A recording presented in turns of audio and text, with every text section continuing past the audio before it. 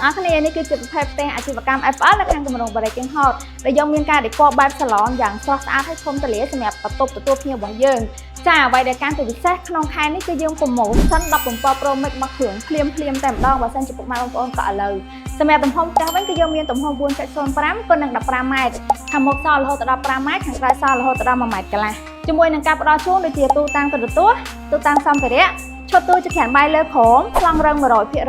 រត់ភ្លើងរត់ចាជាមួយនឹងការបង់រំលោះគ្មានការប្រាក់រហូតដល់36 ខែមួយខែថំទៅ$500ពុកម៉ែបងប្អូនទាំងអស់គ្នាអញ្ចឹងបើសិនជាពុកម៉ែបងប្អូនមានចំណាប់អារម្មណ៍ចង់បានផ្ទះអាជីវកម្មចូលរស់នៅបានលឿនកក់ភ្លាមចាចូលរស់នៅភ្លាមប្រកបអាជីវកម្មបានភ្លាមចាអាចមកមើលជាមួយនឹងខាងគម្រោង Breaking Hot បានអាចតំណតាមលេខទូរស័ព្ទនៅខាងលើ Caption ក៏បានឬអាចឆាតមកកាន់ Facebook Page Breaking Hot ក៏បានសូមអរគុណបាយបាយ